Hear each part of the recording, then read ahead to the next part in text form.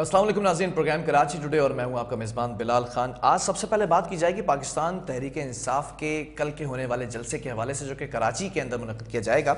और जिना बाग के अंदर तमाम तैयारियां मुकम्मल कर ली गई हैं, डिप्टी कमिश्नर से इजाज़त भी ले ली गई है, कुछ शराइत रखी गई हैं, उन शराइत को मानते हुए जलसा करने की इजाज़त दी गई। अब देखना यह है कि पेशावर में जिस तरह से पावर शो किया गया था, क्या कराची के अंदर भी उसी तरह से तमाम चीज़ें होती दिखाई देंगी।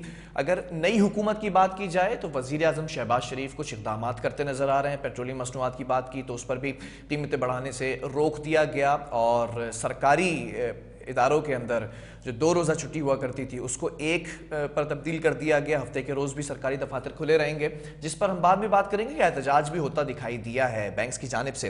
लेकिन कल के होने वाले जलसे के हवाले से असद उमर काफ़ी पुरज़म नज़र आते हैं। ट्विटर के ऊपर तस्वीर भी शेयर की है और ये भी कहा है कि कराची से भी जो तूफ़ान है और अवाम का समंदर है वो उमड़ता नजर आएगा। इन तमाम चीज़ों पर बात कर लेते हैं। सीनियर तज्ज़ियाकार में ज्वाइन कर चुके ताहिर हसन साहब हमारे साथ ऑन कॉल मौजूद हैं। ताहिर साहब, बहुत शुक्रिया ज्वाइन करने के लिए। सबसे पहले जानना चाहूंगा कि माजी में होने वाले जलसे को अगर कंपेयर किया जाए और कल जो जलसा कराची के अंदर होने जा रहा है, जिसमें साबिक वजीर आजम इमरान खान भी खिताब करेंगे और ओवरसीज पाकिस्तानियों से भी मदद मांगी है चंदा इकट्ठा करने के लिए, वेबसाइट भी तश्कील दे दी गई है, तमाम चीजें कैसा देखते हैं तमाम सिनेरियो को आप? नहीं, देखिए, एक तो मैं समझता हूँ कि पॉलिटिकल एक्टिविटी है और इसको उसी अंदाज में देखना चाहिए, बजाय इसके कि इसको कोई दूसरे एंगल से देखा जाए। पॉलिटिकल पार्टी है जो इक़्तिदार में भी रही है, वो आवाम में जा रही है और अपनी परफॉर्मेंस के पे तो बात नहीं हो रही है, लेकिन सिर्फ एक खास अपने पॉलिटिकल स्लोगन के हवाले से बात की जा रही है। तो मैं ये समझता हूँ कि इस पे तो तमाम पॉलिटिकल फोर्सेस को, डेमोक्रेटिक फोर्सेस को इस पे कोई एतराज़ नहीं है और ना होना चाहिए। एक अपना उनका एजेंडा है, वो जा रहे हैं आवाम में और आवाम उसको किस तरह लेते हैं ये उन पर डिपेंड करता है। और बहरहाल अपोजिशन जो है वो अपनी जगह वो भी अलर्ट है और वो भी तैयार है इन तमाम चीज़ों पे जवाब देने के लिए। तो आगे सिनारियो जो है वो तो पता चलेगा जब इलेक्शन आएगा।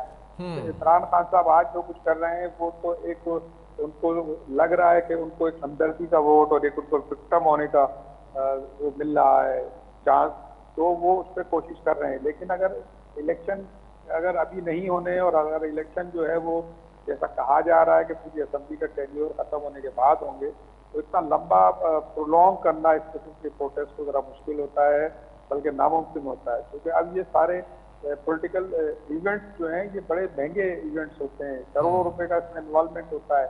और अब मैं समझता हूँ कि इमरान खान साहब की कोई न तो गवर्नमेंट में है और ना ही उनके पास वो पहले जैसे वो लोग मौजूद हैं जो उनके ऊपर जो है वो खर्च करते थे, उसकी पॉलिटिकल एक्टिविटीज को तो फाइनेंसिस करते थे। तो उसमें ज़रा मुश्किल होगी और आगे आने वाले वक्त में ये किस तरह सस्टेन कर पाएंगे ये अब हम और आप मिलकर देखेंगे कि कितना इनमें जो है वो हिम्मत है और कितनी ये कोशिश कर सकते हैं आगे जाने की। ठीक है, अगर कल होने वाले जलसे के हवाले से बात की जाए तो क्या अवाम का सपोर्ट हासिल होगा? माजी में हमने देखा था कि जगह जगह पीटीआई सपोर्टर्स तो नजर आते थे। कल अवाम को घरों से निकालने में कामयाब हो सकेंगे खान साहब? देखिए, मैं समझता हूँ कि एक पॉलिटिकल मूवमेंट है और उसमें पीछे के जलसे अगर देखें आप उनको तो उनको काफी हद तक कामयाबी मिली है। लेकिन ये जरूरी नहीं कि कराची का भी मिजाज उसी तरह का हो और वैसे ही हो, क्योंकि एक इवेंट हुआ है और वो एक, मैं नहीं समझता कि कोई वो एक छोटे से इलाके में था जिसको बाद में लोगों ने इस बात की शिकायत भी की कि वो कोई कॉफी शॉप था और उसमें बहुत सारी तस्वीर मिला के भी लगाई गई थी। और जाहिर है जिस इलाके में वो बड़ा छोटा सा इलाका है वहाँ लाखों की तादाद तो नहीं आ सकती, वहाँ तो हजारों की तादाद हो सकती है। लेकिन ये जो अब जलसा करने जा रहे हैं यहाँ के लिए एक बहुत बड़ी तादाद चाहिए होगी। रमजान का महीना है। कल तो देख रहे हैं कि खान साहब खुद मौजूद होंगे कराची में, खिताब करेंगे जलसे के शुरका से। लेकिन अभी माजी के अंदर भी कुछ रोज कबल हमने देखा खान साहब तो मौजूद नहीं थे, लेकिन अवाम की बड़ी तादाद मौजूद थी शहर में। जब ये जलसा कह लें या फिर पावर शो कह लें या कुछ भी उसको नाम दे दें, बड़ी तादाद थी। तो क्या लगता है कल होगी ये अवाम? देखिए, वही मैंने अर्ज किया कि ये आप चूंकि रमजान भी है और लोग अभी पता नहीं उनके स्लोगन के साथ कितना मैच कर रहे हैं, क्योंकि वो अपनी परफॉर्मेंस के हवाले से नहीं जा रहे हैं गवर्नमेंट की आवाम में, वो सिर्फ एक स्लोगन पे जा रहे हैं और एक चार्जेस पे जा रहे हैं। और जाहिर है कि वो कितना उनका जो है लोग कब तक उस पर उनके साथ खड़े होते हैं, कितना उनको सपोर्ट करते हैं। बहरहाल अभी तो मैं समझता हूँ कि शायद कल वो अपनी कोई कामयाबी ले सकें। अब वो उसमें ये देखना पड़ेगा कि क्राउड कितना बड़ा है और किस तरीके का क्राउड है। तो वो तो अभी हमें ये आगे आगे और मजीद देखना पड़ेगा कि किस तरीके से उनका जो नैरेटिव है या उनका स्लोगन है वो आगे एक्सेप्टेबल होता है। ठीक है, खान साहब माजी में कह चुके थे तारिक साहब के अगर हुकूमत जाती है तो अपोजिशन में आने के बाद ज्यादा खतरनाक हो जाऊंगा। तो क्या लगता है कि नए मुंतखब वजीर आजम शहबाज शरीफ इस प्रेशर को संभाल सकेंगे? देखिए, मैं ये समझता हूँ कि ये इस तरह के जो जुमले हैं वो सियासत में नहीं यूज होते हैं कि मैं खतरनाक हो जाऊंगा, क्योंकि एक पॉलिटिशियन है आप, और एक पॉलिटिशियन जो है वो बड़ा सोच समझ के अल्फाज इस्तेमाल करता है। उसको ऐसे अल्फाज इस्तेमाल करने चाहिए जिससे दूसरे दिन स्टॉक ना गिर जाए, दूसरे दिन गोल्ड का कारोबार ना तबाह हो जाए, या डॉलर जो है वो ऊपर ना चला जाए। तो इस तरह की चीजें जरा सा एहतियात के साथ करनी चाहिए। आप कोई और जुमला भी कह सकते थे कि मैं जो है एक भरपूर मुहिम चलाऊंगा, एक भरपूर चलाऊंगा, खतरनाक अच्छा। हो जाऊंगा। ये जरा लफ्ज एक अजीब सा लगता है, और ये गैर पार्लिमानी लफ्ज तो नहीं है, लेकिन ये मैं समझता हूँ कि सियासी सूरत हाल में ये जुमले इस तरह के इस्तेमाल नहीं होने चाहिए। क्योंकि अगर इस तरह के जुमले आप इस्तेमाल करेंगे तो फिर मैरियट इस्लामाबाद जैसे वाकयात बढ़ते रहेंगे। तो आपको लोगों को ठंडा भी करना है और अपनी अपनी मूवमेंट भी चलानी नहीं, है। ये तो मैंने ताहिर साहब एक जुमले की बात की है ना, ऐसे बेशुमार जुमले हैं, चोर डाकू, ये तमाम नैरेटिव बिल्ड किए गए पीटीआई की गवर्नमेंट की जानिब से और पीटीआई के जो कंसर्न नुमाइंदे हैं उनकी जानिब से। खुद बशमूल खान साहब भी कहते रहे अपनी स्पीचेस के अंदर। तो ये जो नैरेटिव बिल्ड किया गया है, अब मुंतखब वजीर आजम शहबाज शरीफ हैं, तो ये नैरेटिव खत्म करने में कितना इनको जो है वो जोर लगाना पड़ेगा प्राइम मिनिस्टर साहब को? देखिए, मेरा ख्याल ये है कि परफॉर्मेंस देनी पड़ेगी, कोशिश करनी पड़ेगी, मेहनत करनी पड़ेगी। और चूंकि शहबाज शरीफ साहब एक अच्छे एक्सपीरियंस पॉलिटिशियन भी हैं, एक अच्छे एडमिनिस्ट्रेटर का भी उन्होंने रोल अच्छा किया है पंजाब में, काफ़ी सक्सेस दिखाई है उन्होंने।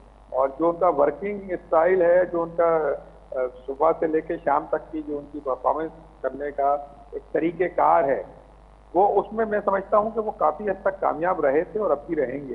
क्योंकि इमरान खान साहब के जो लाइफ स्टाइल है उसके हवाले से काफ़ी लोगों को इस बात पे एतराज़ था कि वो बहुत ही लेट सो तक काम शुरू करते थे और बहुत ही थोड़े अरसे के लिए चंद घंटे काम करते थे, और ज़्यादा वक्त तो वो टीवी देखते रहते थे, या तो क्रिकेट देखते थे, या टीवी पे अपने लोगों को अपोजिशन को जो है क्रिटिसाइज करते हुए देख के तारीफें करते थे। तो मैं समझता हूँ उसके मुकाबले में शहबाज शरीफ साहब जो हैं वो अपनी परफॉर्मेंस और अपनी वर्किंग पर ज़्यादा तवज्जो देते हैं, बजाय इसके कि वो क्रिकेट मैच देखते रहें या अपने जो है मुखालफिन के तबसरे सुनते रहें। ठीक है, माजी में हमने देखा खान साहब की हुकूमत में नैब काफ़ी मुतारिक नजर आई, काफ़ी लोगों को शामिल तफ्तीश भी किया गया, काफ़ी लोगों के गिर्द घेरा भी तंग किया गया, कदगन भी लगाई। अब इस नई हुकूमत के हवाले से इसकी क्या स्ट्रैटेजी आपको नजर आ रही है? जिस तरह से 4 लोगों के नाम तो ईसीएल में डाल दिए गए हैं, और मजीद घेरा तंग किया जाएगा पीटीआई के रहनुमाओं के खिलाफ? देखिए, बात यह है कि ये एक तो नैब के हवाले से आपने बात की है, तो अभी कैबिनेट मुकम्मल होगी तो फिर कैबिनेट कोई डिसीजन लेगी, और ये तमाम की तमाम पार्टियां इस बात पे मुत्तफिक है कि नैब को खत्म किया जाए। और जाहिर है कि नैब जो है वो एक, आपको याद होगा कि एक डिक्टेटर की फरमाइश में सारे पावर उसको दिए गए थे, जिसने अपनी छड़ी लहरा के और सारे पॉलिटिशियन को कहा था कि ठीक है ये करो, वरना। तो उसके बाद नैब के सारे पावर दिए गए थे। अब वो मिसयूज हुए हैं, बहुत मिसयूज हुए हैं, और यहाँ तक मिसयूज हुए हैं कि लोग जेलों में मर गए हैं, और उसके ऊपर कोई रेमेडी नहीं दी गई है। अदालतों को भी ये पावर नहीं थे कि वो इनके मामला को जो है उसके ठीक कर सके या उसको रेमेडी दे सके। तो इसको तो एक तो इदारे को खत्म होना चाहिए, और मेरा ख्याल है कैबिनेट बनते ही पहला फैसला तो उनका यही होना चाहिए, और होगा भी मेरा ख्याल ये, तो वो कमिट कर चुके हैं।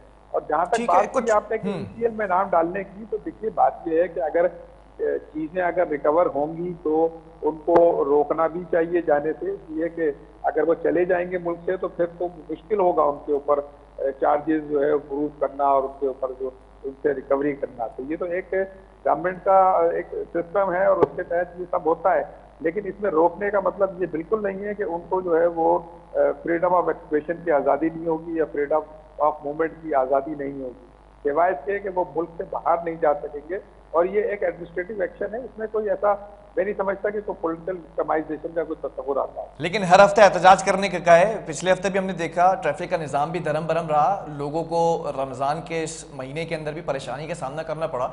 अब हर हफ्ते इस परेशानी का सामना कैसे करेंगे अवाम? देखिए, मैं यही अर्ज कर रहा हूँ कि इमरान खान साहब या उनकी पार्टी ने जो है वो इस तरीके से कभी, इस एंगल से कभी सोचा ही नहीं कि हमारी सियासत से या हमारे स्लोगन से किसको फायदा होगा, किसको नुकसान होगा।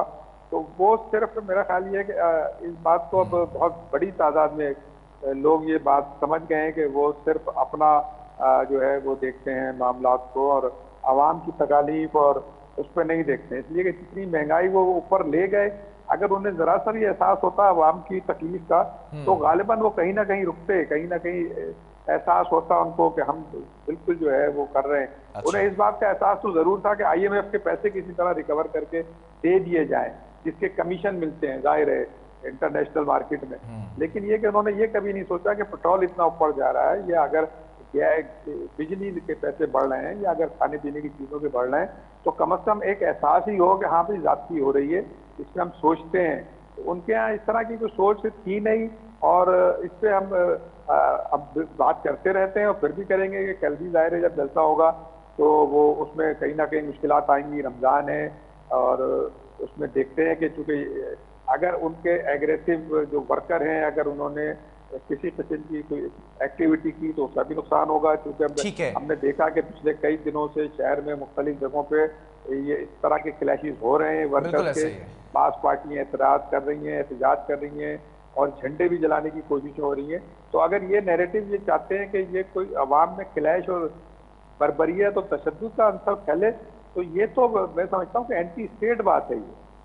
ठीक है, मेरे पास वक्त कम है, लेकिन आखिर में सवाल भी ऐड करना चाहूंगा और एक शॉर्ट आंसर आपसे चाहूंगा। खान साहब की 4 साल हुकूमत की बात कर ली जाए, जो वादे जो दावे किए गए थे, और खास तौर पर MQM के साथ जब इत्तेहाद किया गया था तो एक MOU साइन कराया गया था कराची की बेहतरी के लिए। मुंतखब वजीर आजम ने कहा था कि कराची से वजीर आजम बना जाएगा, वो पहला यूटर्न था। फिर मुख्तलिफ चीज़ें थी, K4 की बात कर लें, KCR की बात कर लें, दीगर चीज़ों की। कैसा देखते हैं कल अवाम ये मुतालबात, ये तहफ़्फ़ुज़ात सामने रखेगी? ये तमाम चीज़ें तो पूरी नहीं की आपने, कैसे आप एहतजाज कर रहे हैं? देखिए, वो तो उनकी पार्टी का जलसा है, तो उनकी पार्टी के लोग तो इस तरह की चीजें नहीं कहेंगे। वहाँ कोई अपोजिशन के लोग तो होंगे नहीं जो बात करें, लेकिन बाकी अपोजिशन जो बाहर है वो यकीनन ये बात कह रही है, वो बार बार कह रही है कि आपने किया क्या है इस शहर के लिए। आपने तो इस शहर से इतनी सारी सीटें छीनी, और उसके बाद भी आपने यहाँ ऐसे जो लोग आपके साथ आए, वो उनका जो रोल था या उनका जो लाइफ स्टाइल था वो बड़ा ही नॉन सीरियस किस्म का हुआ करता था, और सिवाय लतीफ़े और उनके जो एक्टिविटीज थी वो एक एंटरटेनर की होती थी, एक सीरियस लीडर या एक सीरियस लेजिस्लेटर की नहीं होती थी। तो उस हवाले से तो कराची को बिल्कुल डिप्राइव किया गया है, बल्कि कराची को डिफेम भी किया गया है कि इसी तरह का एलिमेंट है वहाँ पे। ठीक है, बहुत शुक्रिया। ताहिर हसन साहब हमारे साथ मौजूद थे। अब देखना ये कि कल का होने वाला जलसा कैसा होता है, और हर हफ्ते जलसे की कॉल दी गई है। और दूसरी जो गौरतलब बात है, ये नामंजूर.com की एक वेबसाइट बनाई गई है, और ये बनाने का मकसद खान साहब ये बताते हैं कि जो ओवरसीज़ पाकिस्तानी है अब वो मुत्तहिद हो जाएं, और चंदा इकट्ठा करने का वक्त आ चुका है, क्योंकि अब मुहिम पूरे मुल्क में चलाई जाएगी। हर हफ्ते एहतजाज किया जाएगा, जलसे जुलूस निकाले जाएंगे। देखना यह है कि कल के रोज़ जो कराची की आवाम है, क्या वो माजी की बातें याद रखती है, वो MOU याद रखती है जो साइन कराया था MQM ने और PTI ने मुश्तरका तौर पर, कि उसमें कराची की बेहतरी के लिए उसमें KCR भी था, उसमें K4 भी था, उसमें बसेस के हवाले से भी बातें की गई थी, तजावुज़ात को पाक करने का भी कहा गया था, उसमें जो कराची का इंफ्रास्ट्रक्चर है उसको भी मजीद बेहतर बनाने की बातें की गई थी। क्या वो तमाम वादे पूरे हो सके, या वो वादे हैं जो वफाई ना हो सके? वक्फा लेंगे, इसके बाद कंटिन्यू करेंगे।